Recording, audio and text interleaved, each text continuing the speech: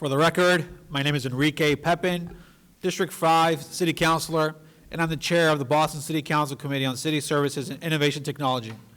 Today is September 16, 2025. The exact time is 6:03 p.m. This hearing is being recorded. If you're looking to submit a written testimony, please email our Central Staff Liaison, Shane Pack, at shane.pac@boston.gov, and it will be made a part of the record and available to all councilors. Public testimony will be taken at the beginning of the hearing. Individuals will be called on in the order in which they sign up and will have 2 minutes to testify. If you're interested in testifying in person, please add your name to the sign-up sheet near the entrance. Today's hearing is on docket number 0768, order for a hearing to discuss water and sewer infrastructure in Chinatown and the Leather District. This matter was sponsored by Councilors Ed Flynn and Julia Mejia and was referred to the committee on April 2nd, 2025. Today I'm joined by my colleagues in order of arrival, the sponsor of the hearing, Councilor Ed Flynn, and our at-large City Councilor, Aaron Murphy. Okay, at this time I'm going to open it up to just open in testimonies from my colleagues, so I'm going to start off with the sponsor of the hearing, Councilor Ed Flynn. Councilor, the floor is yours. Thank you, Mr. Chair. And I also want to say thank you to City Council Central staff for being here, for working tonight. I also want to say thank you to Josiah Quincy Upper School for allowing us to use this building. I want to say thank you to the panel for being here. I also want to say a special thank you to the residents of the Leather District and Chinatown as well. I do know there's also some residents here from Fort Point. Thank you to the residents for being here, and to the Water and Sewer Commission, the Boston Groundwater Trust, National Grid, Eversource, Vicinity, Comcast. And I also want to say thank you. We are doing translation from English into Cantonese, so I want to say thank you to my team and City Council Central staff as well. I filed this hearing order in April when there was a water main break in Chinatown, causing extensive flooding, evacuation of residents. Three properties were impacted and 6 units were displaced. The burst pipe was a 6-inch fire sprinkler water pipe. There have been several other water main breaks in Chinatown over the last few years, including a 12-inch water main break in 2023 at the intersection of Harrison Avenue and Beach Street, a 12-inch water main break in September 22 at the intersection of Washington and Nealon. In all of these instances, traffic, services, restaurants, and small businesses in and around Chinatown were impacted. Residents in the Leather District have also expressed concern to me and to my assistant, Melissa, about last year that their tap water temperatures were reaching almost 100 degrees. And they had concerns about the adverse effects of high groundwater levels on civil infrastructure. The maintenance of water and sewer infrastructure is a critical issue for groundwater level also. I know the Boston Water and Sewer actively monitors the health and function of its systems via pipe recycling, pipe replacement, preventive maintenance programs, including water main flushing, pipe cleaning, catch basin cleaning, among others. This hearing will discuss causes of these water main breaks, preventive maintenance, projects in and around Chinatown and the Leather District, short-term, long-term, how we can mitigate some of these impacts. I also called for this hearing on other topics that have evolved and broadened to a lot of other key infrastructure areas as well. Residents expressed concern about rising groundwater. Some reported finding drilling near Reggie Wong Park and groundwater only 4.5 feet below the surface. Residents are concerned about this rising groundwater coming into contact with our steam pipes, producing overheated groundwater and steam onto the streets and sidewalks. Concerns about potentially failures or impacts to internet services providers, buildings losing heat from boilers, trip due to low gas pressure, and even potential safety concerns on impacts to traffic signal control boxes. This hearing is an opportunity for residents to hear directly from the utility companies. It's also an opportunity for us to hear directly from you.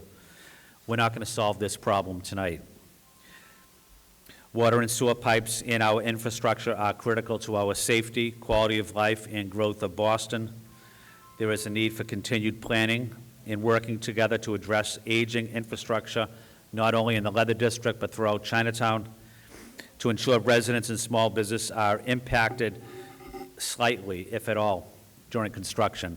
I'm here to listen to the panel, but my job as a city councilor is to advocate for my constituents, and my constituents are here tonight from the Leather District, Chinatown, and in Fort Point as well.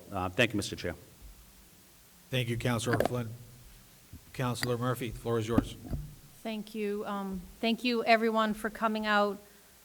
I just want to thank the chair for being willing to have this in the community, and for Councilor Flynn. For anyone who knows Councilor Flynn, he's all about showing up in the neighborhood, so having it in the evening and in the community, making sure that the residents could be here to not just hear directly, but ask questions too. So thank you to his team and to central staff for also making sure there's language access so people feel that, they're welcome here, and they're also able to, learn, because I'm here to learn too. Find out what went wrong, how can we work together, how can we get there. Investing in our infrastructure is directly related to quality of life issues for residents in every neighborhood across the city. So making sure that we know how can we support. We have a great panel. Sometimes we have hearings and we do a lot of work scheduling hearings and not, we don't have the best panel to get the questions asked and the answers we want. So I'm looking forward to hearing from these expert panelists, and also, more importantly, hearing directly from the residents, how this has affected your life, what it is you want to see, and how we can work together to get to that place. So thank you, and looking forward to the hearing. Thank you, Councilor Murphy. I also just want to take a second to thank Councilor Flynn for sponsoring this very important hearing. For me, as I don't directly represent this area of the city, but I'm a big fan. Councilor Flynn knows this. If ever I'm on a date night with my wife, I go to Chinatown in the Leather District. And my family likes it so much that my sister moved out here. And what's funny, what's sad is that one of our favorite spots, Sweet Waffles and Boba over on Hudson Street, back in March, they actually had to close their business because of a water main break. So when I heard that this was a topic tonight of discussion, I really wanted to be part of the conversation and make sure that we had this, because it impacts our infrastructure, it impacts our businesses, it impacts our residents every single day. And obviously, the city of Boston has very old infrastructure, so we want to make sure that we are just taking care of everyone here, no matter what corner of the city we are in. But I'm very grateful to our panelists. I see a powerhouse of panelists over there that do amazing work for our city, and I know that whenever I reach out to them, they respond to my office with great answers. And I just want to give a quick reminder to the audience, if you have a cell phone, please put it on silence. That would be helpful for today's conversation. But what I'm going to do now is kick it over to public testimony. When we do hearings off-site, we like to prioritize the voices of the residents. So we have here 4 people that have signed up. And when I call you, please go up to I believe it's the mic over here to my left, to your right, and you have 2 minutes to testify. The first name I see is Ma Bing Chung. Yes, sir. I should set up a timer. I am Ma Bing Chung, 居住華盛頓喺紅園街。 My name is Ma Bing Cheng. I live at Oak Terrace in Chinatown. 現在為紅園街來呢，水電問題呢非常之嚴重，好閒你都有希望呢，俾專家個樓房起係個業戶阻塞。 Flooding is a serious concern in Chinatown. We hope the panels of experts here are able to help us resolve this issue. Many times we see a lot of luxury condos that are being built, and they're built too high, and they're impacting the water table and the foundation in Chinatown. 因為咧水渠嚟講咧係宜停開埠之內交個水渠，按你現代嚟講個河澤嘅係個湖啊，對嗰下去咧水電行業界係正常化㗎。Chinatown is a very old neighborhood. We have very old infrastructure. However, we have a lot of new development. Coupled with climate change, flooding will only become a regular phenomenon in our neighborhood if this does not get addressed. 宜停嘅渠岸咧係宜停發展落來，按你現代嘅規制嘅年嘅當正係好湖，比宜停係湖都不計其數㗎啦。The infrastructures that has been built does not meet the population growth of Chinatown, as well as the usage and the needs. Our infrastructure needs to be updated to reflect current use. 每個年嘅部門有電量有電群嘅渠岸啊，有加貨加嗌啊，問你嘅水袋嘅時間咧，不合適量啊，沿岸屯門係啊。We need to change and upgrade our infrastructure undergrounds to increase in size as well as numbers so that it can meet the current needs of our residents. 希望水部門佬、各部門佬以科學嘅見據去把未來呢發展提路有抗嗌啊！ We hope the Boston Water Sewer Commission, as well as other panelists, experts here, will continue to grow our underground infrastructure in Chinatown, backed with scientific data to prevent flooding and other catastrophe from happening in Chinatown. 保證個居民居住我個話包完善嘅安全，謝謝大家。 Thank you so much for the residents of Chinatown as well as other neighborhoods for coming to this meeting, for the well-being and the safety of our neighbors. Thank you so much.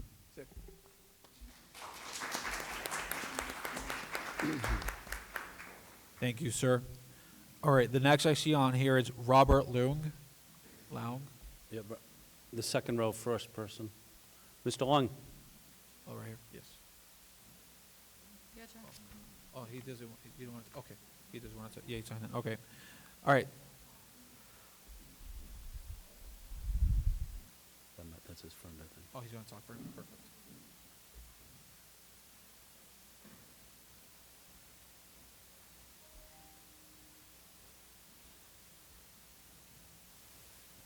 Các vị首長、各位居民，大家，我覺得今日咧，阿費玲議員開呢個會真係好及時，好及時。Good evening, elected officials.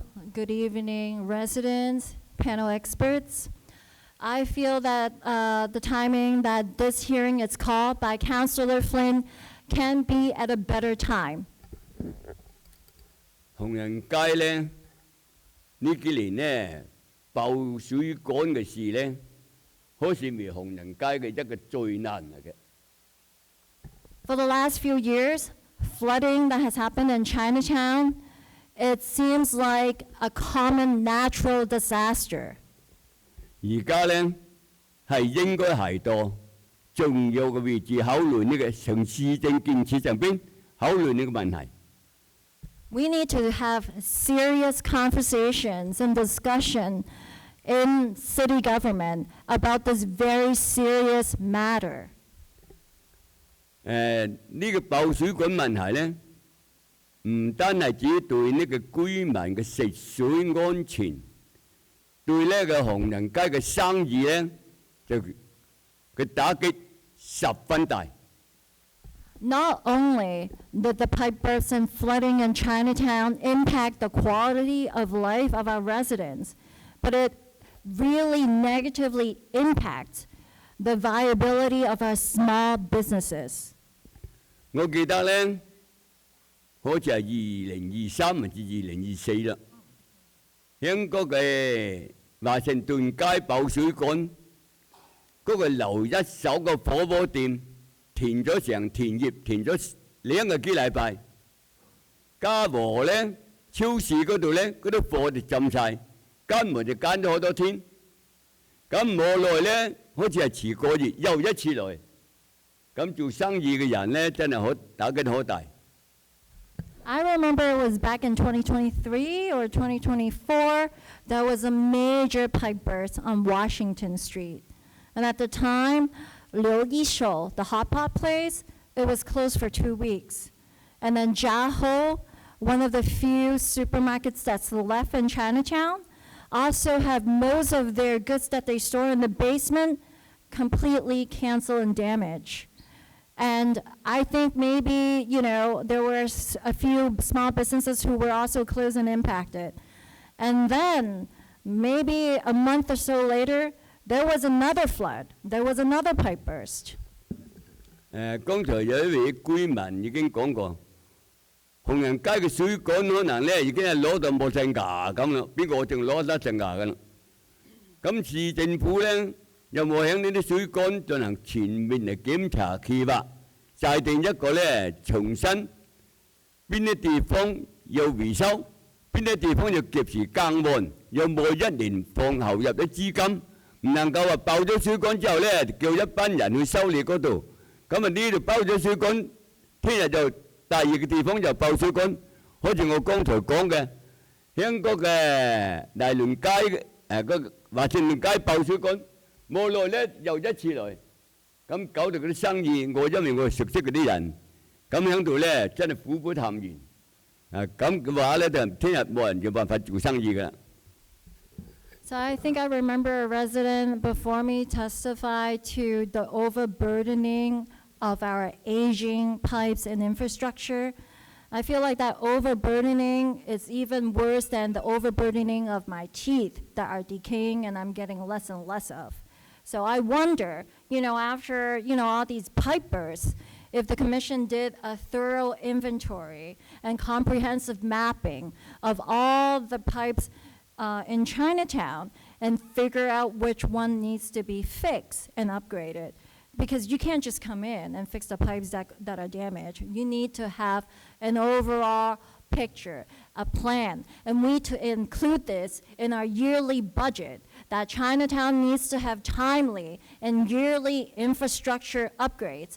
Otherwise, our small business are going to continue to suffer an impact, and they're not going to be able to thrive. 今年咧就市議會、市政府都搞選舉市長、議長、議員嗰啲，我寄望於新一屆嘅市議會同埋市政府，要把呢件事咧作為下一屆市政嘅重點，根深民生。我今日嘅發言係咁啦。I know and I understand. It's not lost on me that this is election year. We're having a mayoral election, we're having a city council election, we're electing our, council president. I hope that once we're set, after the election, this will be one of your #1 priority. This will be your top items that you will focus on, Chinatown and infrastructure upgrades. Thank you so much. This is all I have. He's my plant. I planted him in there. Thank you, sir. Okay, the next name I have here is a Catherine Friedman.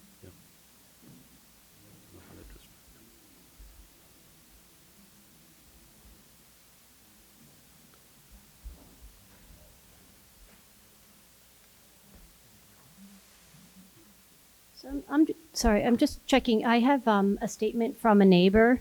Would it be okay to read that as well as my own? Sure. Okay.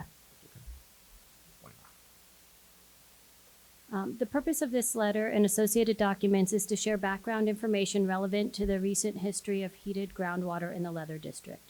The cause of this issue has been determined to be the result of an unprecedented groundwater level rise causing groundwater to come into contact with uninsulated steam pipes maintained by Vicinity Energy. Vicinity Energy does not dispute this fact and has actively worked to lower groundwater levels throughout the Leather District using temporary and permanent pump installations. And I'm sorry, I should have said this is from Robert Qua from 717 Atlantic. As a result of this overall groundwater rise, residents of 717 Atlantic Avenue have experienced multiple days-long periods in which municipal tap water issuing from their faucets has ranged from 75 to 106 degrees. This municipal water temperature rise is a direct result of the overall groundwater temperature rise caused by groundwater contact with the district steam system maintained by Vicinity Energy. This process is commonly known as thermal conduction.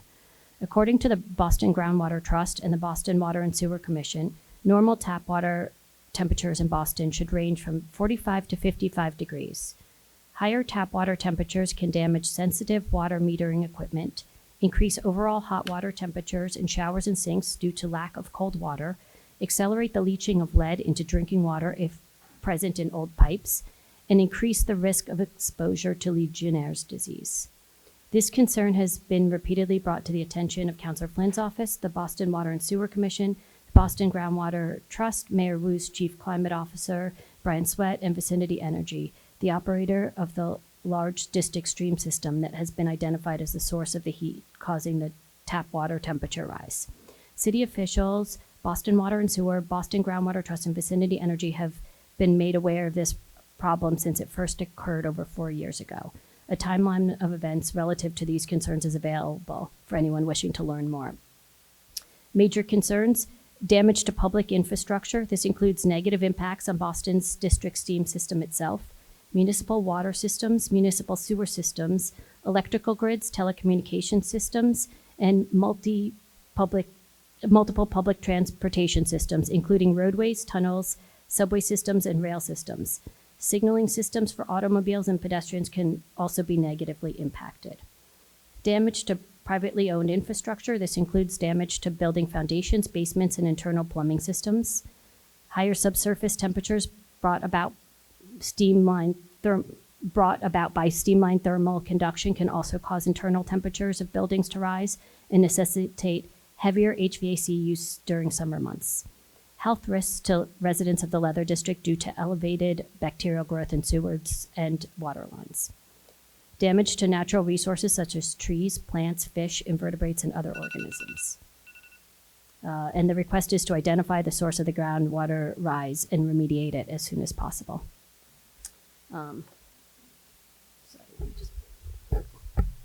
And then my testimony, my name is Catherine Friedman. I'm a Leather District resident, Quincy School parent, and Reggie Wong Park Board member. The Leather District faces two underground challenges that are increasingly converging. First, groundwater in the neighborhood has been rising. The Leather District is built on historic fill near the Fort Point Channel. And underground infrastructure, including utilities, roadways, and building foundations, restricts where that water can flow. Recent drilling at Reggie Wong Park found groundwater as shallow as 4.5 feet below the ground surface, or a mere 6 inches below the frost line. Second, the neighborhood sits at the edge of the Vicinity plant, where a vast network of pipes carries steam across the city. To reach distant buildings at the proper temperature, steam must be extremely hot near the source, and many of the pipes are aging and uninsulated. Where these conditions meet, the effects are clear. Rising groundwater is coming into contact with uninsulated steam pipes, producing overheated groundwater. This is driving utility failures, venting steam on streets and sidewalks, and creating safety risks. We already see the consequences. In 2024, internet service across the neighborhood was unreliable for extended periods. Last December, during extreme cold, my building repeatedly lost heat when the boiler tripped from low gas pressure. For years, traffic signals on and near Neelan Street went dark as steam infiltrated a signal control box. That box has since been relocated, but signal synchronization problems remain. And steam vents through sidewalks and crosswalks, obscuring visibility, burning exposed feet and legs, and intensifying the extreme heat burden in Chinatown. These conditions raise urgent questions. What strategies exist to manage rising groundwater and elevated subsurface temperatures? Is anyone studying the long-term effects of hot groundwater on foundations? How is water displacement being considered, and could new tower foundations destabilize existing structures? Would insulating the steam system, at least closer to the plant, improve overall efficiency? Boston's growth depends on stable, resilient infrastructure. Addressing the interaction between steam and groundwater is essential to protecting residents, preserving buildings, and ensuring the city's future stability. Thank you.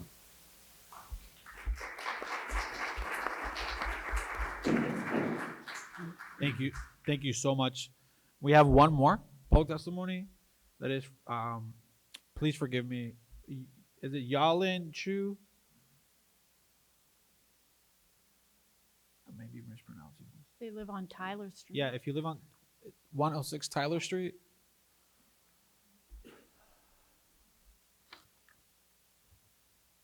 Maybe. Yeah. The last one.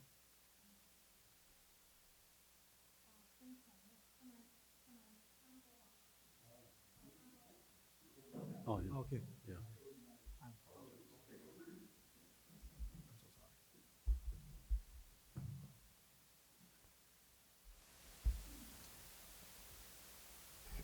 好嘅非常議嚟，係咪各位專家參加過？係咪好嘅官員參加過？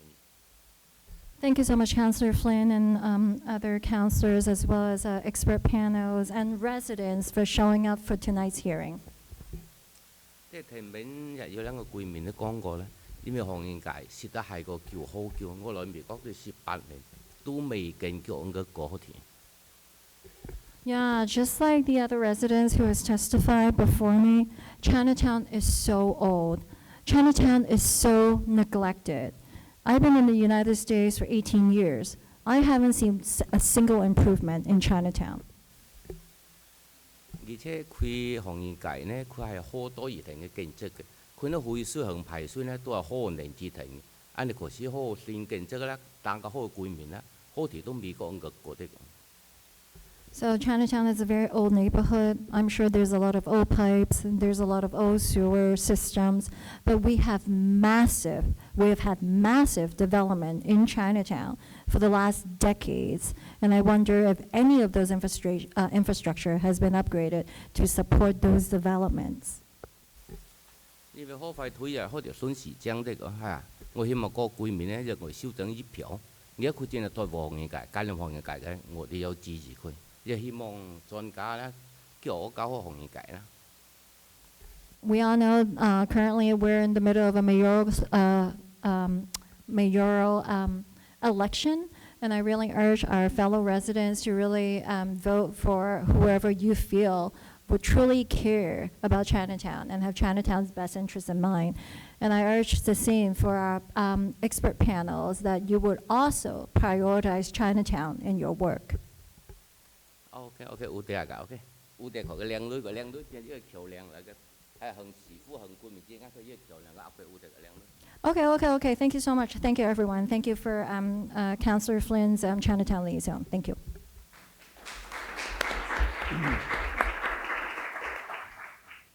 Thank you so much to everyone for your public testimonies. Again, these hearings are important because we get to hear directly from the residents. Okay, so with this, now I want to turn it over to our panelists for introductions, and then we can start with our Q&A. So we start off with John, and we go all the way down. Good evening, everyone, and thank you, councils, for having this meeting, and you for attending, because you are all of our customers who we care for. And it's very important that you understand we're there for you 24/7, every day. All of you that got up this morning and were taking a shower, you're welcome, because it works well. And the issue I've heard of flooding, we are open all the time for any complaints. You get them to us, we investigate them. So I just want to rest assured with that. I'm John Sullivan. I'm the chief engineer of Boston Water Sewer. I've been working for the city for 53 years. Everywhere in the city, I know where most of the streets are, and I know where most of the pipes are. I've also had the advantage of putting in a lot of the new pipes, and I want to assure you that Chinatown is a focus. And I have a little brief that I want to go over with the councilors, just to go over quickly what we're going to present. And any information I have here today, after we get through, You can take a look at it, and you want a copy of it, we'll get it to you, whether it be by mail or by email. So we share all of our information with you. We've been going through a lot of work in Chinatown. It is some old pipes, but many, many new pipes. And I can assure you that we can't come in here and do all 17 miles at once. Some of you have experienced us working on the streets. You've seen how it blocks your roadway, blocks your parking, et cetera. Infrastructure renewal is a very difficult thing to do in a congested part of the city. We're not the only ones in the street. We share the same street with the other utilities. So I want to assure you of that. We did do an analysis. We're constantly doing analysis on our city systems. One of the sheets that I have here that we'll go over later, there's a national study on all water main breaks in North America and Canada, the largest one ever done. It was completed in 2023, so it's a very recent study. That study shows that there's 286 water main breaks for 1,000 miles of water main. So 286 times something burst per 1,000 miles. We just happen to have 1,000 miles of water main. So the math for us is very easy. In Boston, for the last 10 years, we average 35 breaks per year. The national average is 286. We have 35. Just showing you we have an extremely good system.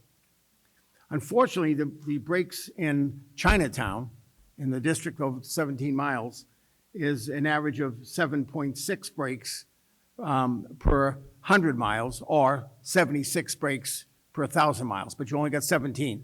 So what I'm telling you is there's more breaks in Chinatown than there is on average in the city of Boston, and we acknowledge that. To fix that, we have been working, as you've noticed, up on Chauncey Street, up in the Taitung area. We have plans next year to come back in, do around Washington Street. Again, these are all in this set of plans that I can give you all. You'll see it. Again, it's disruptive, so we plan this stuff out. We don't come in one area and absolutely block businesses and block your quality of life. We plan this stuff out.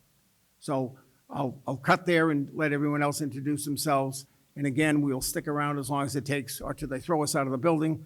But we will get you information, and we're available at all times for you. Thank you. So my name is Christian Simonelli. I'm the Executive Director of the Groundwater Trust. Some people in that room may not know what that is. I'll tell you briefly. We were actually established by the City Council in 1986 with the sole purpose of monitoring groundwater levels throughout the filled land areas of the city where there are wood piling supported structures. So in short, it's imperative that the groundwater remain above the tops of the wood piles that support these buildings in the filled land areas of the city.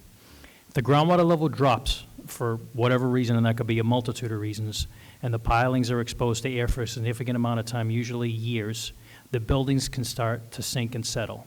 Chinatown was actually one of the areas in the 80s and 90s where it was ground zero, where you lost a bunch of buildings, particularly on Hudson Street. I think in total 4 buildings were lost because of rotted pilings. That was prior to our existence. And the way that we monitor the groundwater levels are through groundwater observation wells. So I haven't been at the Groundwater Trust as long as John's been at Water and Sewer, but I have been there for 26 years. I supervise the installation of all 800 wells that we have.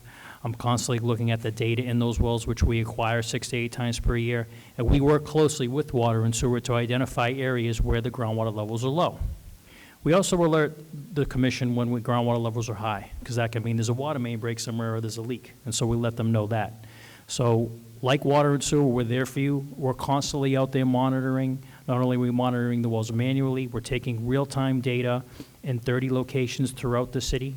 We've also engaged in an underground heat study where we've installed 20 temperature sensors throughout the city to see where this heated groundwater is other than the Leather District and other than Chinatown. And we'll continue to work with everybody really in this room on finding a mitigation, to this problem. I'm going to hand it over to Vicinity and Dawn. And like John said, after the meeting, during the meeting, whatever, I'm available if you want to chat. Thanks. Thank you, Christian. Good evening, Chair Pepin, members of the City Council. Thanks for having us. My name, for those that don't know me, is Don Sylvia, and I am the Regional Vice President of Operations for Vicinity Energy. Vicinity Energy is the largest owner and operator of district energy systems in the U.S. We operate 19 systems across 12 different cities. I have a particular affinity to Boston. I think it's the best system. It happens to be the one that I run. Our mission now is to decarbonize, right? In front of us is an interesting interflux with our system to be able to utilize that and lever it for the decarbonization of Boston. Our system in Boston consists of about 29 miles of pipe that's in multiple neighborhoods. We operate on 3 metrics: safety, reliability, and efficiency. The first 2 obviously will take precedent over the last one. We do pride ourselves in our reliability. Our customer base tends to be all of the critical care facilities in the city of Boston, Boston Medical Center, Tufts New England Medical Center, Mass General Hospital, and the like. We also support life science in the life science community, and we do support small businesses in some of the neighborhoods as well.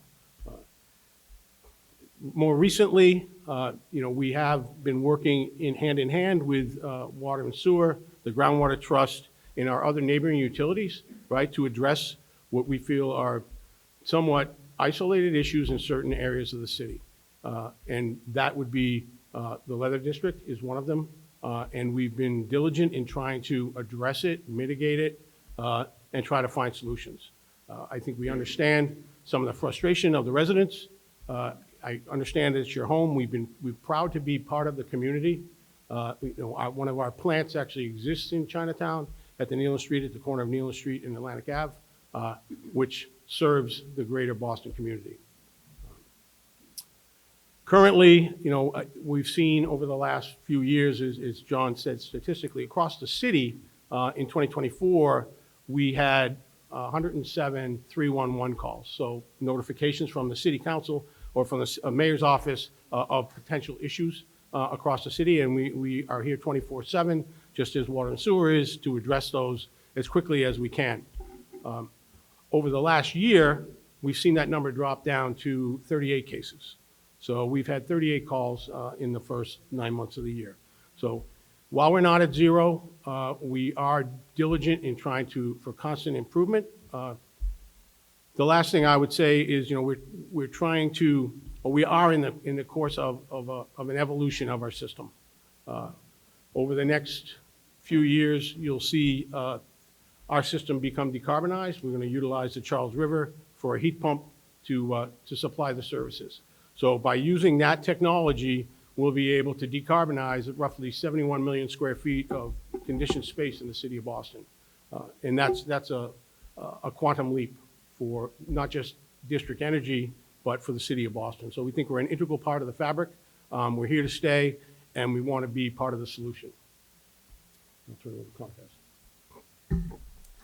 Good evening, councilors. Good evening, residents. My name is Angela Holm-Barson. I'm here representing Comcast. While we do not provide water through the city of Boston, we are your internet and cable provider. As my fellow panelists have mentioned, we're proud to serve the communities that we serve.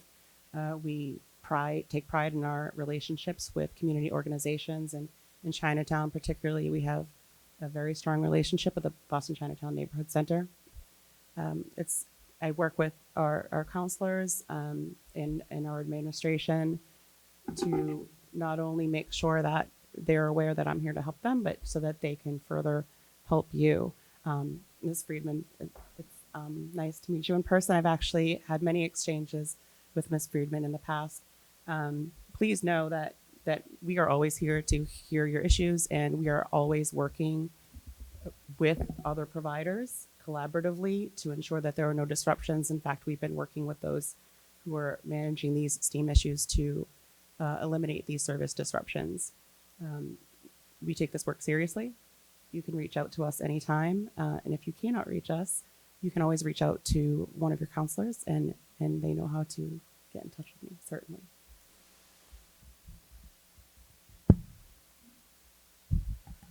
Good evening. My name is Joe Carroll, National Grid. I would like to thank Councilor Chair Pepin, Councilor Murphy, and Councilor Flynn for inviting us here tonight, but more importantly, for the community. We operate the natural gas system in every neighborhood in the city but Hyde Park. So you see us all the way around, and I have 38 years. John wins this for 52 or 60, I believe. But we're here just, again, in terms of some of the comments that were raised, but before we get into that, the infrastructure, there was comments made about upgrading infrastructure, key component, right, to do that. John elaborated, there's a lot of stuff on the ground, and so does Dawn in terms of that. And that takes coordination. And in fact, that word was stated a couple of times as well, in terms of how do you coordinate, how do you get into these roads, into the streets, in the city, working, but allowing everyone in terms of their regular life. We see a lot of activity in and around Chinatown, a lot of activity down in Back Bay leading into the Leather District. So it's that type of coordination that is needed. And the coordination that we work with is two parts. We look at it as two parallel parts. We're all on the ground. John and his team at Water and Sewer, National Grid, meet on a regular basis because it is that improvement that they're doing on the ground. The unfortunate thing that we have is because we're federally regulated and there is a mass law on encroachments, when we operate, and a lot of it down here is cast iron pipe, we have to replace it from that end. And that takes coordination. That's why we meet in terms of how do we do the work, how do we plan for the work, and then how do we schedule it and get into the community to do that. And that brings us to the second is the coordination within the community. How do we, get in? It's not like when started way back that it was an urban setting where everyone went home at night. Now it's shops and homes all the way around. And how do you try to coordinate that work going in without doing it from that side? So that's the key component that we're looking at. We also work 24/7. We're around the clock. We're 311. We're on it all the time. I do want to give a great shout out, and nothing against Council Murphy's department, because your group is tremendous as well. But Melissa from Councilor Flynn's office, she is phenomenal, right? I think we talked, whether weekends, holidays, she's out there representing you and the residents for that and doing a great thing. And also, not to put it because Councilor Murphy is also all the way around from this end, so, her office is touching. So you have a lot of representation out there that is speaking on behalf of you.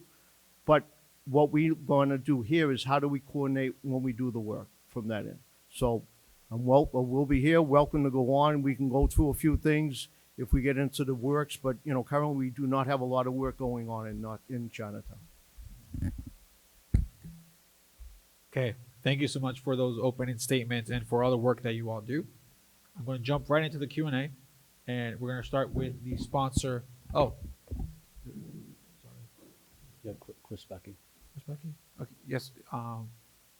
Is he a panelist? Chris, are you trying to give testimony? Oh, sorry, sir. So right now we're doing a Q&A from the city council side. Yeah, so just for clarity, there is no Q&A from the residents to the panelists directly. So what we could do is, sure, yes. But just wanted to put that out there to make sure that there's some clarity there. All right, so we're going to start with the lead sponsor of the hearing, Councilor Flynn. The floor is yours for Q&A. Thank you, Mr. Chair, and thank you to the panel. Thank you to the excellent public testimony. And also want to say thank you to the chair for being here with us, to Councilor Murphy for her important work in Chinatown and the Leather District. But I also want to acknowledge Councilor Mejia, who was a co-sponsor. She had an emergency meeting she had to get to. But she's also concerned about this issue. So on this chart here, can I get this in larger type for the residents? A couple of the residents already asked me about it. Absolutely. We can, in whatever size you want, any Okay. of these charts are available. Okay, thank you.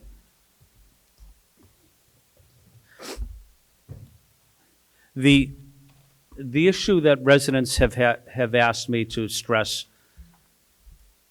both the Leather District and Chinatown, So let me try to ask a couple of questions, and whoever wants to respond can respond.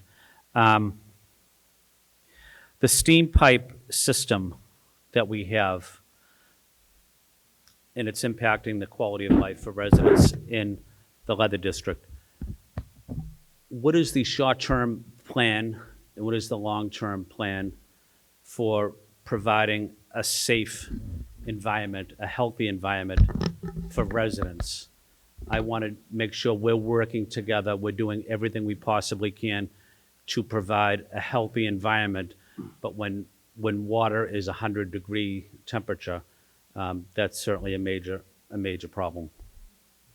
So I'll take that one, Okay. obviously. Thank you. So first of all, I think a little history around the steam system is probably appropriate.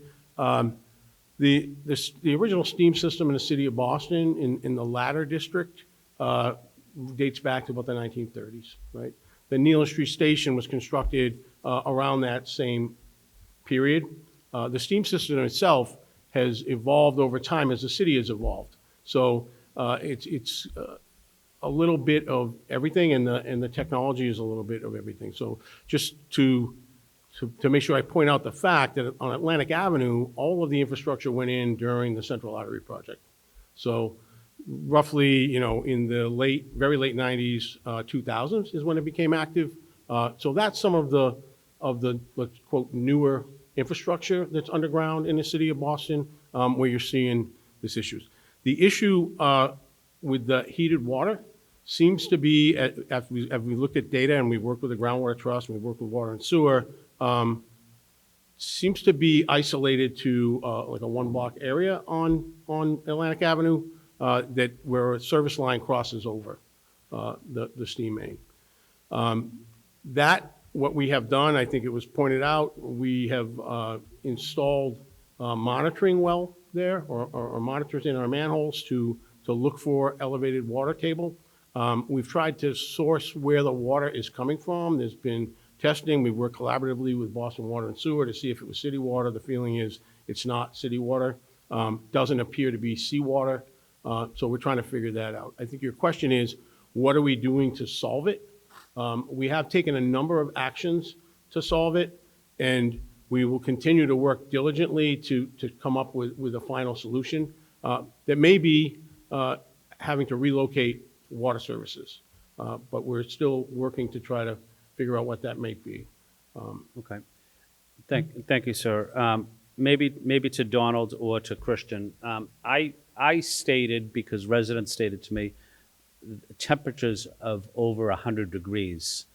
Have you actually measured or studied what temperature the water is at in some of these apartments or condos? I don't believe we've taken the data, but the data's been provided to us from the apartments and condos saying that they've taken the data. So I've seen evidence of water coming out of a faucet from a specific residence along Atlantic Ave. Of 100 degrees? Yes. Christian, have you studied that issue, and what can you report in terms of what temperature have you studied or observed? So in our observation wells, we measure the groundwater level, but when we were alerted by Robert Qua, who Catherine provided testimony from, now it's going on, I think, almost 3 years ago, we took an interest in some of the wells in the area, said, let's check the temperature of the water and the groundwater in the wells. So typically groundwater, depending on the season, can be anywhere from 45 to as high as 60 degrees Fahrenheit, hotter in the summer, colder in the winter, obviously. When we measured the groundwater in a well at 184 South Street, it was 160 degrees. 160 degrees. 106? 160. 160. And that, happens to be that we just have a well that's right near a steam infrastructure. So the groundwater is being heated very locally in that spot, okay? That does not account for the problem that's occurring about a block away. That's a separate issue entirely. From our point of view, we're looking at it, we're saying, okay, where else is this a phenomenon?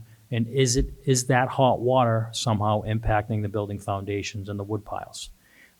Again, if the piles are submerged, and they're in the groundwater, they're fine because there's no presence of oxygen. However, if the water is heated, what does that do to the pilings? What does that do to the buildings? Don't know right now. Don't know of any buildings that have had their wood piles compromised, their structural integrity compromised because of heated water. Haven't seen that. Spoken to engineers who specifically worked on the artery and looked at a bunch of those foundations in that area in those buildings during that time. They didn't note anything like that. You know, they did a bunch of test pits along the artery at that time. So again, this is something that we're continuing to try to figure out. Well, let me ask you as a follow-up, Christian. Are we able to do a study about the impact this is having on our infrastructure? You know, certainly 160-degree temperatures in groundwater, and then 100 degrees in drinking water or showering water is unhealthy, is unacceptable. But are you able to do a detailed study, you and including the Water and Sewer Commission, so residents know exactly what the problem is? I'm happy to coordinate with any agency, the agencies that are up on the panel and exploring that. Sure, absolutely. I mean, we have the well infrastructure to do that. How that would sort of play into that study would have to be a discussion I would have to have with the utilities. So that it's certainly we are something. able to do that. John, are you guys able to do that with the Groundwater Commission? Yeah, we continually work both with Vicinity and the Groundwater Trust. Our water temperature in the pipes will generally be about 55 degrees. We're down 6 feet deep. That's the temperature of the ground, down 6 feet. In the summer, the very hot summer, the water itself can get to 72-ish. We've seen water that hot. It gets very warm inside your buildings because your buildings are very warm unless it's super air conditioned. But the only time we'd see water temperatures higher than that, in 72-ish degrees, there's an external source. And in this case, we believe, working with that, the groundwater's warm and Vicinity's there. So we're working with them all, trying to find a way to get the water pipe away from the heat. So the service pipes feeding the building need to be removed or insulated from the surrounding environment. So yeah, we're working with them all along. So just as a follow-up, but we don't really have an idea of what is causing 160-degree temperature and then 100-degree temperature for showering. That's going to be studied, but we're not exactly certain why that is taking place. Is that accurate to say? I think I'll answer that one. So, yes and no, right? As Christian said, if the monitoring well, right, abuts or is very close to the steam conduit itself, right, the steam lines operate at a high energy. So let's call them high voltage, right? They operate at in excess of 350 degrees. So and that's throughout the city. And if I was to put a temperature gauge right on the pipe or right next to the pipe, then like any heat source, right, it will dissipate. So the 160 degrees that he measured, was for a certain period of time. It wasn't consistent. It was obviously some flux. So we could imagine that the pipeline was underwater at that point in time. I think that we talked about elevated groundwater table at some certain portion of time, and that could help for the transfer of heat. But we had to have discussions to try to sort that out because, okay, is this an ongoing issue? Is it a sporadic issue? And so I don't know if that answers your question, but that's... No, it does. Thank you, Donald. Counselor, can I just step in and make a quick comment? So when we talk about the groundwater table and elevation, I want to sort of get people's head around quickly. When we work with the commission and we say an area is low, when the groundwater table is low, the commission goes out and they take a look and they look at the sewers and they look at the manholes and they look at the water mains. And if there's found to be a leak, they fix it. So when we see a rise in the groundwater table, for us, that's a good thing and we're not surprised by it. In the case on South Street where we observed the high temperature, we also observed a 3-foot bump on the water table. And it coincided with work that the commission just happened to do in replacing sewers and water mains in the area. And that's not uncommon. So for an example, I guess I can give you is picture a bathtub and picture a bunch of pipes going through a bathtub and there's water in that bathtub. If there's a leak in one of those pipes, the level in that bathtub is going to go down. But if that leak in one of those pipes is fixed, the level in that bathtub is going to stabilize. And that kind of is the situation that we saw in the Leather District. Now, since that repair 3 years ago by the commission, the water table's come back down about 1.5 to 2 feet and is more consistent with the other wells in the area. So we saw a temporary bump, but that is our whole purpose, is to continue to monitor the water table. And so when we see somewhere it's low, again, we alert the commission, they go out, they take a look, and they fix their infrastructure. Thank you, Just wanted to Christian. make that point. Thank you. I'm out of time. I'll wait for the second round, but I just want to stress that I can't accept water in someone's apartment or condo that's 100 degrees, whether it's drinking water or showering water. We can't accept that. And right now, we don't necessarily have a good answer of why it's happening or short-term and long-term plans. And I'm not blaming anybody, but we have to work together to address that, because in my opinion, that's a public health issue and it's a public safety issue. I'll wait to the second round. Thank you, Mr. Chair. Thank you, Councilor. I want to recognize that we've been joined by the City Council President, Ruthie Louis-Jean. Thank you for joining us. We're in the first round of Q&A. Thank you. So we will now be moving on with Councilor Erin Murphy. Thank you. Thank you to the public testimony and Chair for allowing that to ground us and start off, because many of my questions are now kind of piggybacking on what you brought up. And also, I know you said it, Joe, but I have to give a shout out. I know, Melissa, you're always wonderful, but you're the best translator ever. So thank you for being here and translating so, directly for the residents tonight. A few questions bumped to the top here. So this hearing order was filed back on April 2nd, so 5 months ago.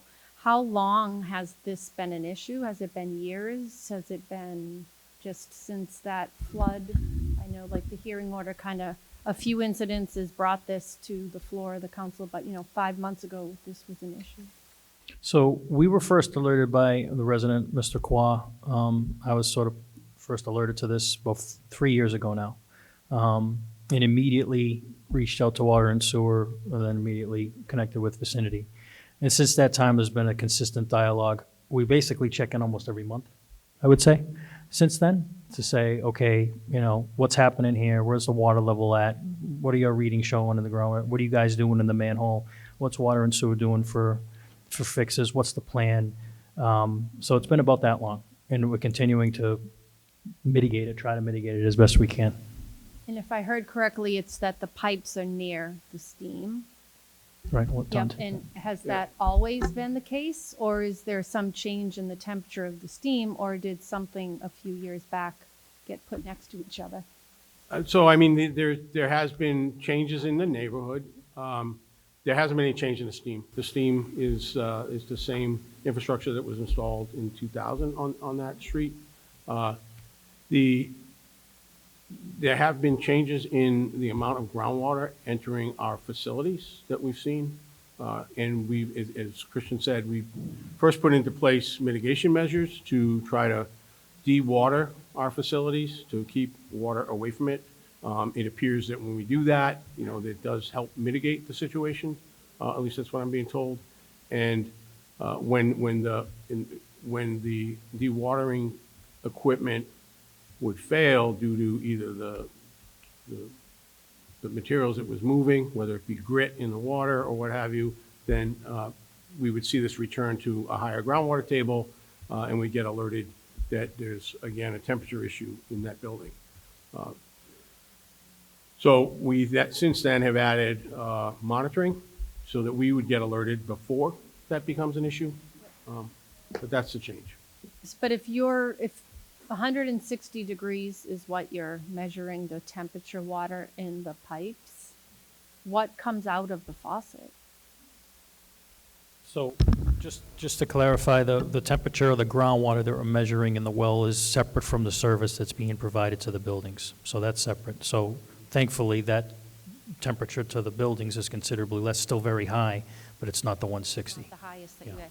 What is the highest temperature, and do residents, how do you not scald yourself? How are your kids or people, and do you have to I know I'm asking the public, and in a hearing I can't, but would a resident need to figure out how to, like, adjust their faucets constantly to make sure that it's not too hot coming out? No, I think, so what happens, or what we have observed has happened, and we've seen this in some other water mains as well, is if the water is stagnant, so let's say overnight, the water's shut off, then the heat will accumulate in the service line in the street, and then when they turn the faucet on in the morning, that warm water will come into the building. Kind of like a hose, right? Like it's laying outside and the heat's heating outside? Is it to a temperature, though, where a resident could be burned? We have not seen that, no. And what, if any, permanent damage will there be for, just the scalding hot water in the pipes underneath, even if it's not coming out into the house hot? Is there any permanent long-term damage to their infrastructure? I'd have to defer to John on that. The temperatures that we've seen coming into these houses at 100 to 110 is generally what you get for hot water in your own home, in your kitchen sink. That's what you're heating it up in your cellar. So there should be no damage at all to any of the interior piping. Out in the street, as you get closer to this heat source, we put our pipes together by putting a rubber gasket. And those rubber gaskets can take about 150 degrees before they start to deteriorate. So long-term, if that rubber is subjected and all those pipes there have rubber gaskets, long-term, it could be detrimental to the rubber gasket. On your end? On our end. Infrastructure, not But the personal. iron itself can take tremendous amounts of temperature. So there's no problem with the pipes themselves. Interior, no problem at all, because that's what your hot water system in your house is doing. The other issue that I heard from residents and also in the hearing order is just about flooding, and that there's been flooding here in Chinatown. And I often talk about when we have, meetings with Chief Sweat and the environmental department, and the city does have a lot of plans and resources towards, where I live in Dorchester, East Boston, the coast, the seaport. Are we also making sure that neighborhoods inland who are also being affected, and I know there's no city hall administration, but I know you work directly with those departments. Do you know if there's plans, and are the resources able to come out here to the Leather District in Chinatown also when floods happen? Yeah, so there's a couple types of floods. When one of our water mains burst, it dumps a tremendous amount of water. These pipes in the ground are there standing by for fire protection.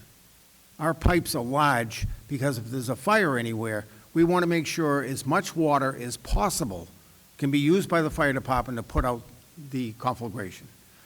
So when a pipe bursts, you get a tremendous amount of water, more water than what the drainage system is designed for. The drainage system is designed for rainfall. When we burst one of these pipes, we can dump up to 10,000 gallons a minute onto the street, which for fire protection, you're all happy, which for a water main break, you're all sad. So what you see is you'll see the flood in the street. It could be 2 feet high, water trying to get into buildings, water trying to get into our system, water flowing wherever it can, until we can get there and shut it down. So that's one flood that you'll see because of a water main break. Flooding during a rainstorm should not be happening up to what we call a 10-year design event or 5 inches of rain in 24 hours. We can handle a lot of water. If there is flooding in any neighborhood, there's a great chance it's either a catch basin that needs to be cleaned. Those are the square little boxes you see in the gutter. It could be the pipe leading from that catch basin to our pipe in the street. And we just recently did a major job on Nauset Street where we found 3 of the pipes broken. And that was a constant problem, and it's only because somebody brought it to our attention. Because we don't know it unless you report to us we have a problem. We respond to every problem. So I would just remind you that under normal circumstances, you see water ponding up the street, you call us, and we will get there. We'll get your information and check it out. As far as long-term, what we're talking about, the coastal flooding, et cetera, we're working with the city to stop the ocean from having us have a problem. But we're also continuing to look inland for the rain events that may occur in the year 2070 to 2090, where we expect much more intense rainfall, more than our pipes can handle. And we're coming up with solutions of where to park the water. When it rains real hard, We need to take it and put it somewhere temporarily, and then let it get back into our system. Because many of these streets, we can't fit bigger pipes in them. We can't put bigger pipes in the street. There's too much stuff in there. We also have streets with subways. We can't even get anything in there. So we are coming up with solutions. In the end of 2 years, you're going to be able to look anywhere in the city. We're going to tell you what's going to happen in 2070. We're going to tell you what our solutions are. We're working on them.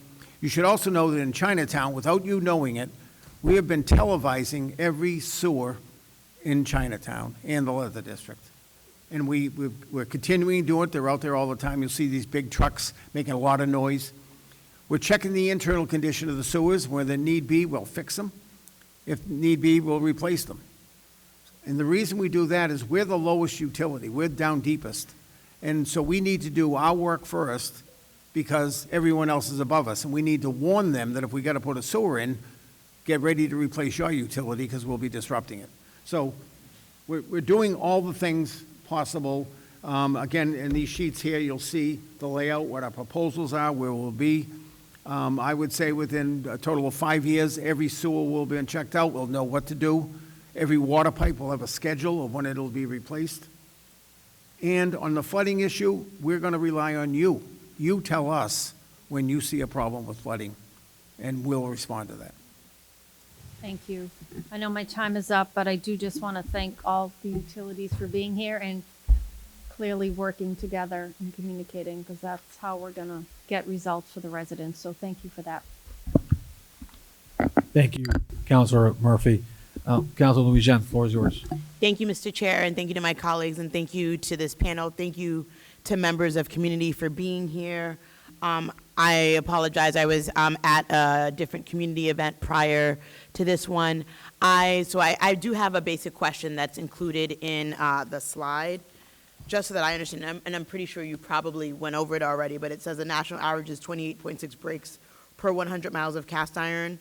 The Boston Water and Sewer experiences 3.5 breaks per year, which is lower than the national average. Is that accurate? Yeah, the average is 28, and we're at 3.5. So that's significantly lower than the average. Significantly lower than the average. The national average, but here in this neighborhood, it's higher than our city average. That's correct. Although it's higher than our citywide average of 3.5, it's lower, it's 7.6 Right. compared to 28. So it's significantly lower than national, but it's something that we're working on to get it down, to get it to our average across the city. And what accounts for I guess for both questions, what accounts for our lower than the national average? And then what accounts for our slightly higher than average here in this neighborhood, but still lower than the national average? So we've been replacing pipes for the last 40 years. Everywhere in the city. We were doing 17 miles a year for a while, then we're down to 11 miles per year. We're constantly upgrading our system, constantly fixing our system. But you should know that the people that originally built the system built a very good system. They built it with extra thick pipe, so we had less breaks.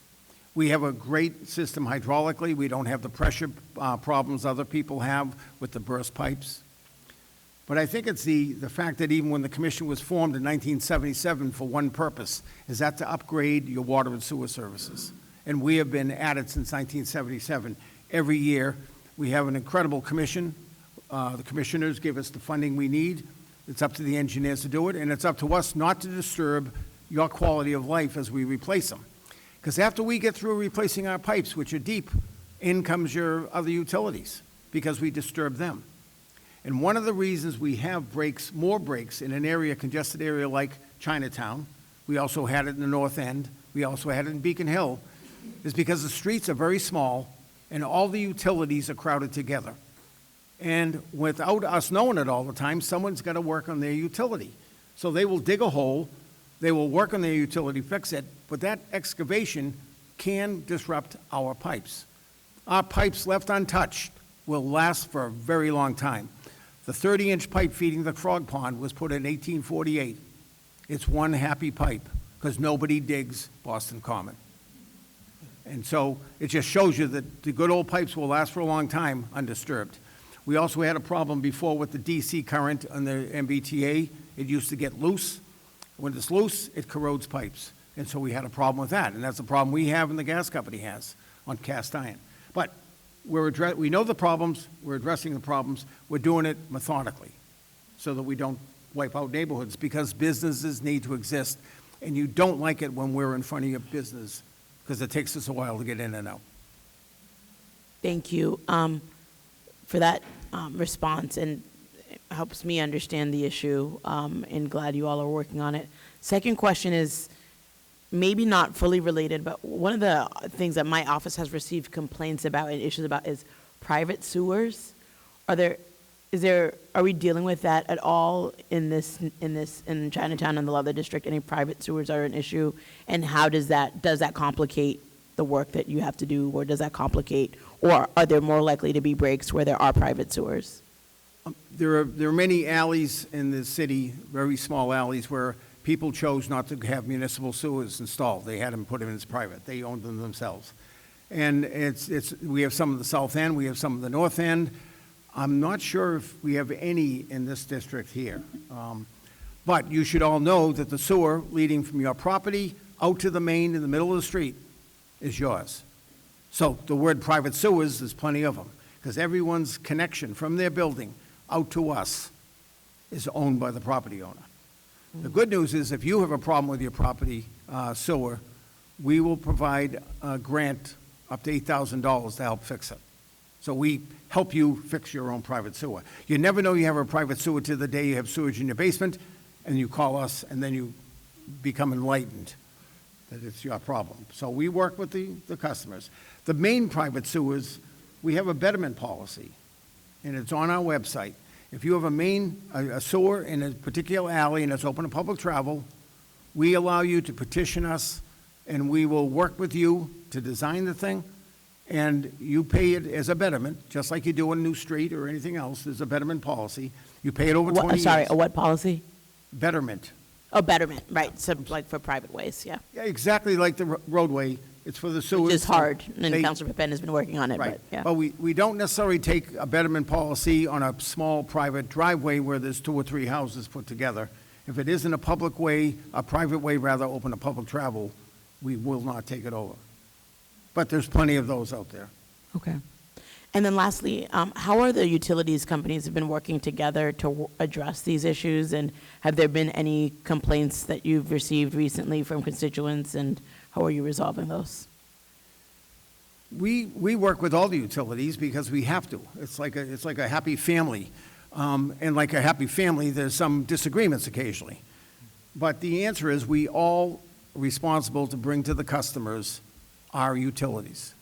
We need to bring the water and sewer and the drainage. We need to bring the heat to the steam. We need to bring the natural gas in. We need to bring the electricity in. We know that our job is to work it out so that you're served by whatever utilities we have. So it can be tough. It can be expensive, but we get there. So I would not say that we've had any job that never was done because we couldn't get along with the utility. Now, see if they agree with me. If I may just join in, and I do agree with you, John. And as I said earlier, and as you said in terms of coordination, we actually, through Chief of Streets, Joshua, and with Norman, working through coordinated effort, Water and Sewer and National Grid held this will be our second one, large infrastructure planning, bringing all our employees, their employees at work with the engineering, get to know everybody, and walk through do's and don'ts, what's out there, what are we seeing from that end. So, and it's paying dividends. We're doing a lot of work. As I mentioned earlier, cast iron pipe, we have cast iron, coated steel, and plastic. Cast iron, by law, we have to move if it's encroached upon by anybody from that end.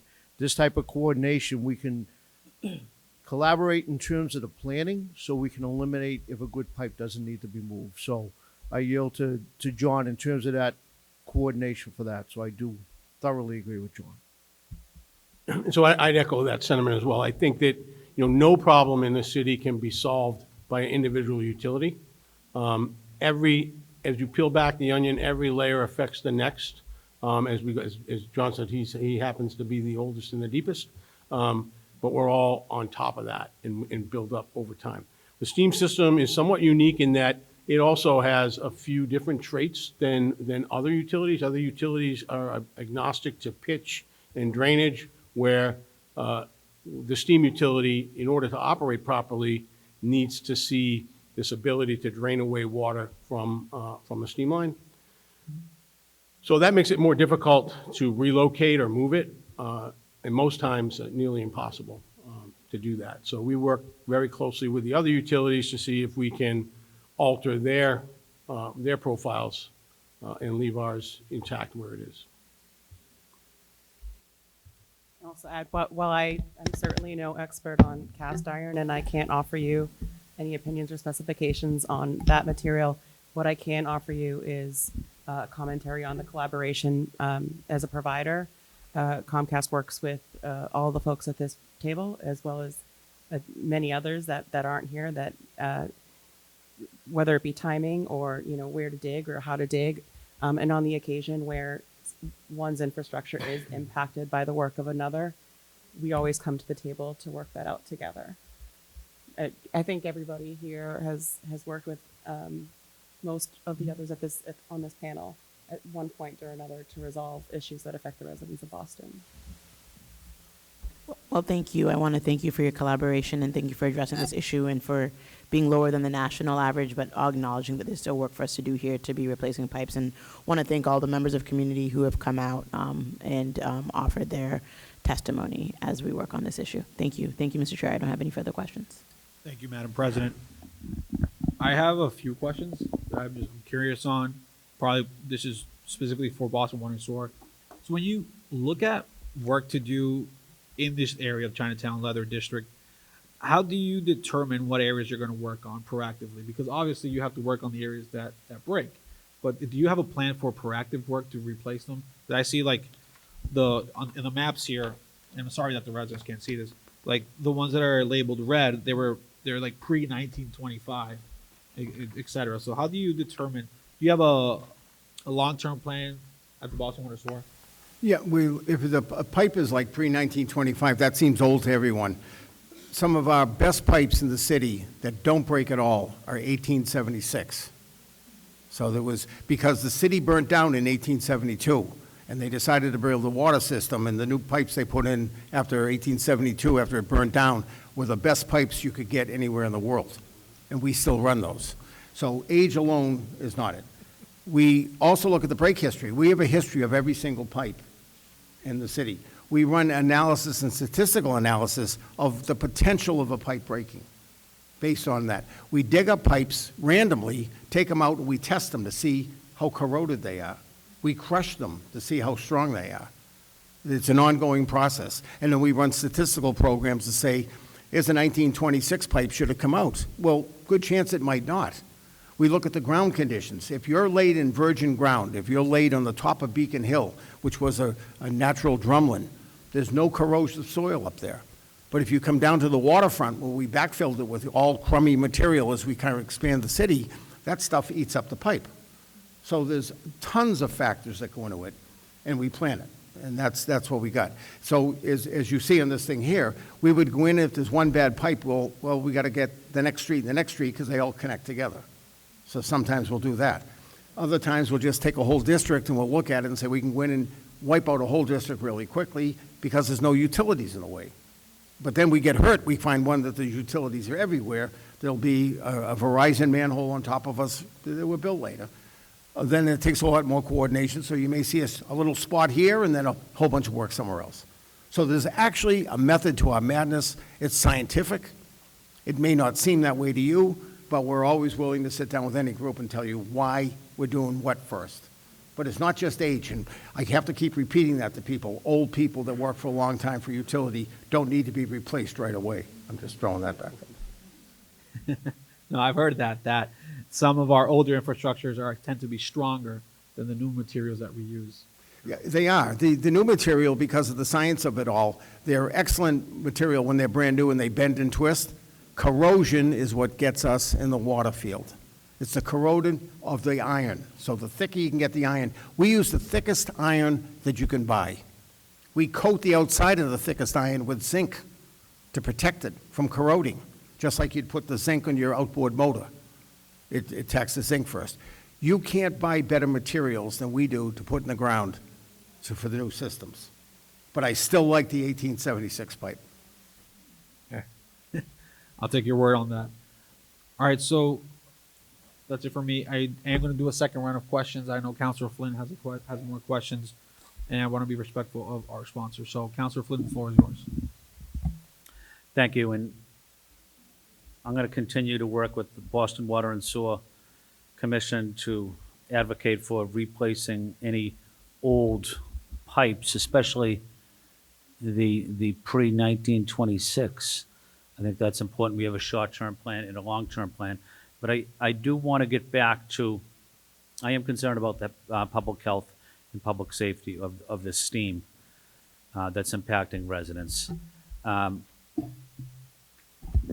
Leather District residents have told me they measured the temperature of concrete walls as well, concrete walls abutting the hollow sidewalks you see in the Leather District. High temperatures, 130 degrees. Multiple incidents of residents being burned from steam coming out of manholes throughout the Leather District. Walking by them, you often see that. To me, that's a public health issue. That's a public safety issue. I know this has been happening for a while.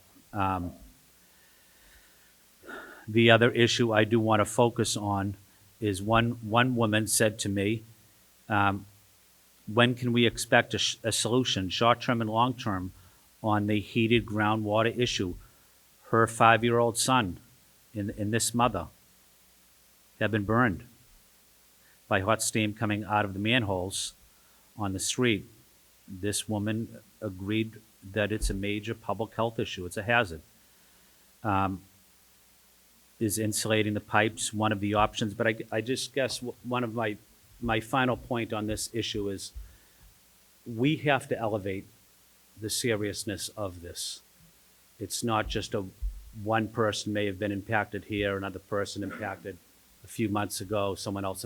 This is constant with the steam having a major public health, public safety on a lot of young families in the Leather District, Chinatown. We have a lot of Asians as well in the Leather District as well.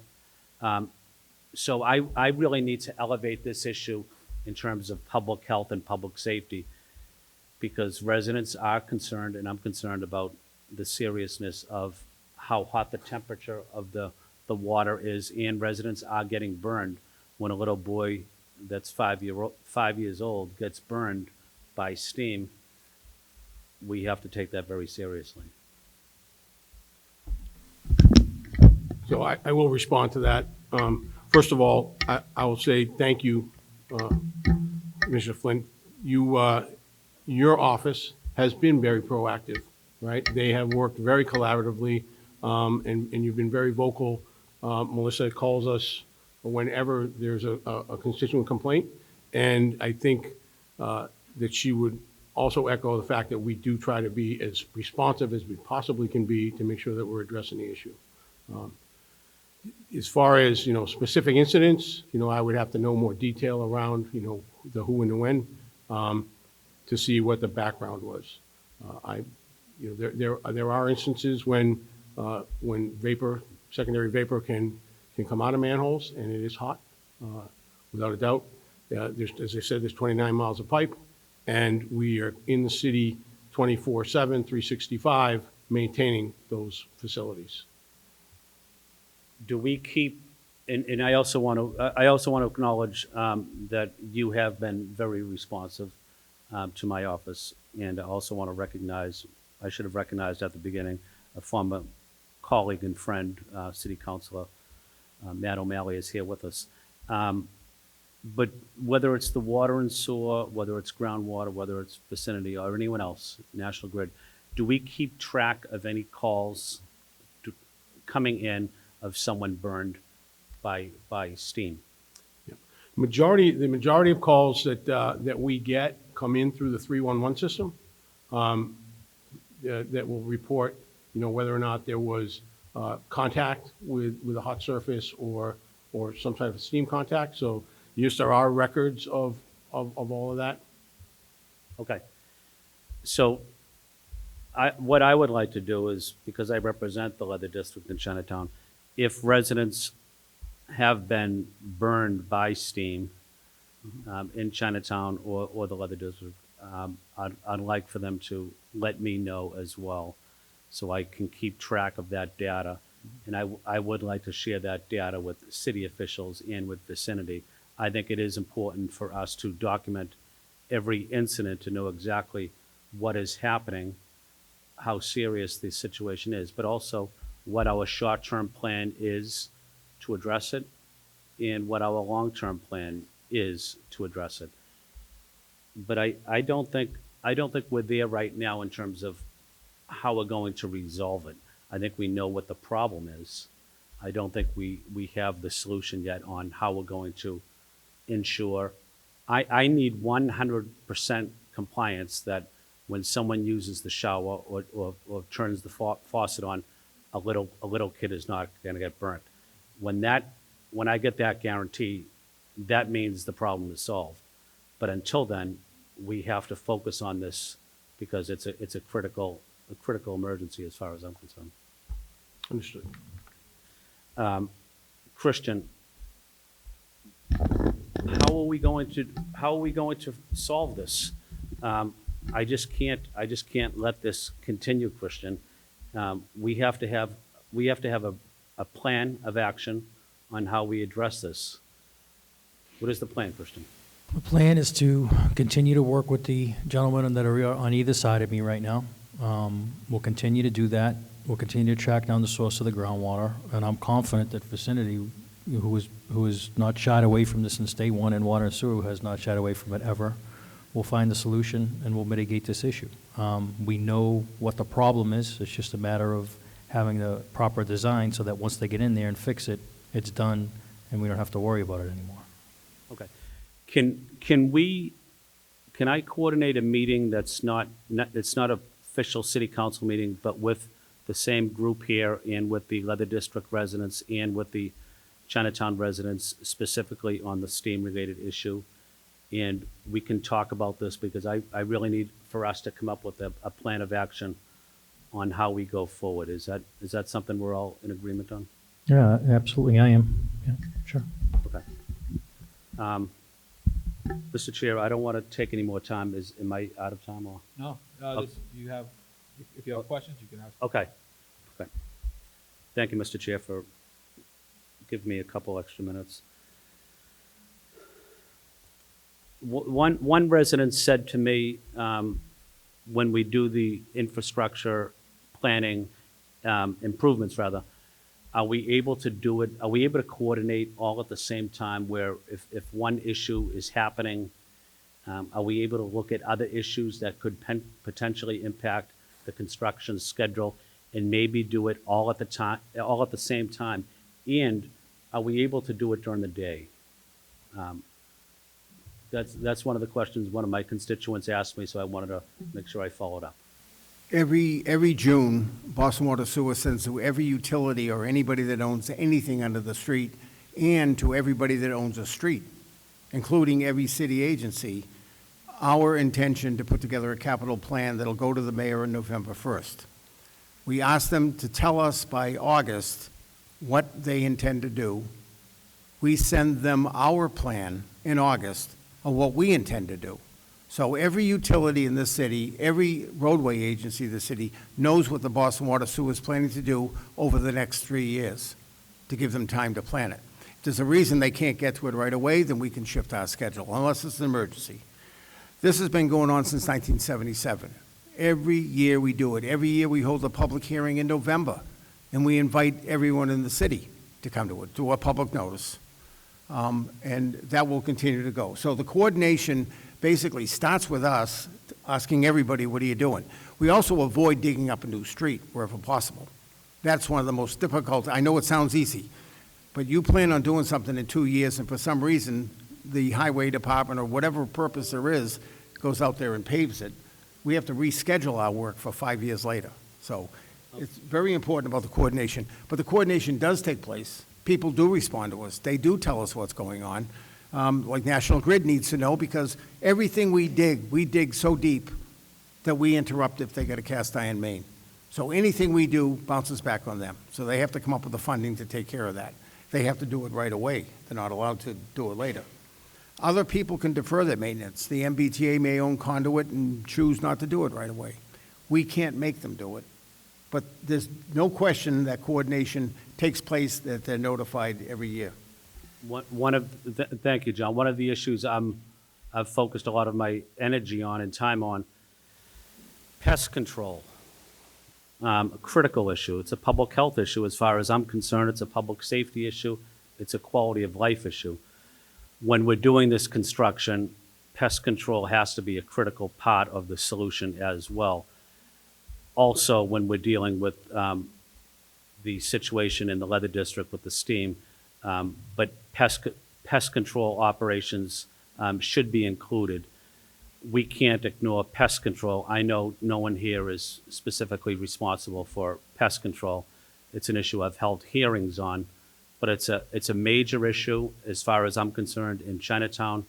It's a major issue in the Leather District, and I need to continue to work with city colleagues and with the administration, but with the residents to improve quality of life on pest control.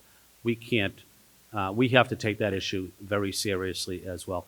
Mr. Chair, thank you for giving me an extra couple of minutes, and I want to say thank you to the panel. I want to say thank you to the chairman for hosting this. I want to say thank you to Councilor Mejia, the original co-sponsor, but especially say thank you to the residents of the Leather District and Chinatown for being here.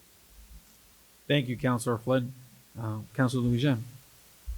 Thank you, Mr. Chair. I don't have any additional questions. I just wanted to say thank you, John. I don't know if I've ever talked to you about this, but I really find the bold ideas that you sometimes present for the city's stormwater problems to be really refreshing, because I think bold ideas on how we solve these problems are what we need, and you have offered them over the years, and I really appreciate that. And I want to thank the residents again, because I know that it's a lot to deal with whenever any of these breaks happen, and I hope that we've given the information and sort of the confidence this evening to know that it's an issue that we're working to address. So also want to thank all of the utility companies, but as the effects of climate change become more and more apparent to the city, I think we really do have to start dealing with our stormwater issues, thinking about green infrastructure, thinking about gray infrastructure. And I know 2 years ago we had a really great hearing on the Boston City Council about preparations, and I think it's probably time for us to have one again. But just wanted to thank you for your bold ideas and your leadership on these issues. Thank you. No actual question, Mr. Chair. Thank you, Madam President. I guess I'll also take the opportunity to just thank the panelists here for everything you're doing. Just the fact that no one, again, not directly representing this area, but hearing the challenges that the residents are facing, obviously the challenges of our infrastructure every single day. So want to make sure, I think Councilor Flynn mentioned that there's a follow-up meeting to this, that there's follow-up conversation with the residents. So that's what I'll say. So again, thank you for that. Colleagues, any follow-up questions? No, Mr. Chair. No. All right, so, and we don't have any more public testimony? Okay. Could we just, let me just see, since we have a few minutes. Yeah, I'm happy to do that. So before we wrap up tonight's hearing, is there anyone in the room that would like to make any last-minute public testimony? Not questions, not be a Q&A, but a testifying.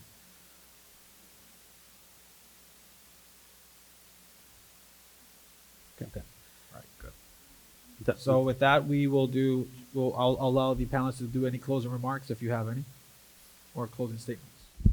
I would only reiterate, any issues you have, call us. We're 24/7. Again, my name is John Sullivan. If you don't feel you're getting any kind of answers right from immediately, if you call on a weekend, you can call me, because I answer every call. I answer every email. Thank you. I do want to thank the councilors for putting this together, particularly Councilor Flynn. I just want to echo the comments of everybody in the room about Melissa. She is fantastic. She's been wonderful to work with and gathering everybody together. Obviously for the public and everybody for coming out, and I'll be available post-meeting if anybody wants to chat. Thanks. Yeah, just in closing, again, I would echo the sentiments of John and Christian. thank you for the opportunity to be here and to speak directly to the residents. I can assure you that we work diligently to maintain the infrastructure that we have, and it's my life's work. That's what I do. So, again, as John said, if there's any issues or the like, continue to bring them forward. I do understand that there can be frustration, but a lot of times it's a process to get to the solution. I'd like to say we look forward to continuing to work together with the council, with each other, with the panelists, and with the residents to resolve these and any other issues moving forward. And as I started, I just want to thank you for allowing us to be here in this room, this building, speaking to the community, and to the counselors for allowing this panel. There's a lot of effort going on. There's a lot of coordination. But if you ask anyone up here, we can always look to improve, and we always strive to improve. And we are here for safety, whether it's for the workers in the field, the residents, the tourists, people coming to the restaurants, people traveling around. It is all that. So we look forward to any further dialogue on this. Any final statements? I also want to say thank you to the panel, to the chair, Councilor Pepin, for conducting a very informative hearing today and the preparation he and his team did. Another thank you to City Council Central staff for their professionalism in being here as well, but especially the residents of the Leather District and Chinatown. We still have a lot of work to do ahead of us. It's important we work together. I'm going to follow up with a meeting probably maybe in the next 30 days or so. Probably can have it here in Chinatown with some of the panelists and figure out a way going forward, short-term and long-term. But this is one step in the process, but we have a lot of work ahead of us and looking forward to continuing to work with you and to represent you as well. Thank you, Mr. Chair. Thank you. Madam President? I just want to, again, I said a lot of things. I just want to thank everyone again, residents of the Leather District, the residents of Chinatown, our incredible central staff, our panelists, all of the people who have shown concern. And also I want to give a big thank you to Boston Police Department. Our very own officer who's at City Hall is here with us today just to make sure that everything is running smoothly. And I want to thank them for the attention that they give to our offsite hearings, which are very difficult to pull off, to have these hearings in community. So again, I want to thank the Boston Police Department and want to thank our central staff. Thank you. Thank you, Mr. Chair. Thank you. Thank you to the residents. Thank you to the panelists. Thank you for former City Councilor Matt O'Malley for being here. Thank you to my colleagues. With that, this hearing on docket number 0768 is adjourned.